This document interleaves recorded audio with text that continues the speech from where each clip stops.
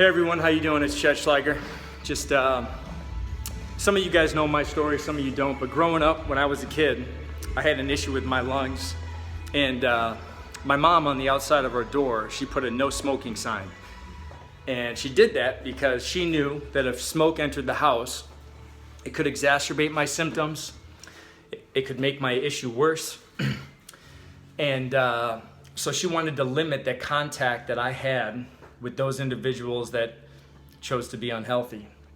Then when we would go to restaurants on Friday night, this was back in the 90s when you could smoke in restaurants, the host or the hostess would ask us, do you want smoking or non-smoking?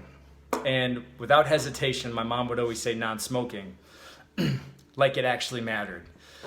But it gave us this false sense of security or this false hope that somehow sitting on the opposite side of a restaurant while the other side was filled with smoke, that somehow there was an invisible border that stopped the smoke from coming over to our section and getting into our lungs. Much like what's going on right now with this COVID-19 issue, where we have this false sense of security that somehow if we stand 6 feet from somebody, that it's gonna help us, that it's gonna save us from an airborne virus that can survive in the air for over 3 hours, that somehow standing 6 feet from somebody is gonna save us, or that it weakens the chance of us, coming in contact with us.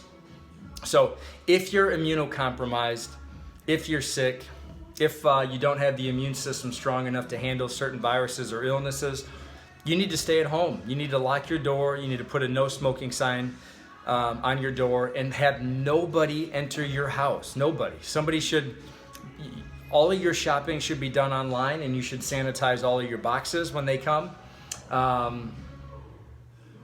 And the rest of us should go out in the world. We shouldn't be shutting down the entire economy because of, well, you can go on the news and just look at the numbers, but the numbers are not there to make this thing a pandemic. And we should not shut down the entire economy as a false sense of security that somehow locking healthy people in their closet is somehow going to make this thing go away. When we try to flatten the curve, all we're doing is delaying the inevitable. Everybody on planet Earth is going to come in contact with this virus in the next 6 months or in the next 16 months. And by just flattening the curve, you're just delaying what's going to happen in 8 months or 9 months. And there's still going to be the same amount of deaths. It's just going to be drug out over a year span versus 6 weeks. I know truth is sometimes hard for people to comprehend and take in because it's kind of shocking, but that's fact. That's just fact. So you can look at any other pandemic that we've ever had, whether it was H1N1, SARS, the measles. Just delaying the curve, flattening the curve, just delays how long it stays, and the amount of people that get infected just get drug out over the course of the year. So the same thing is going to happen.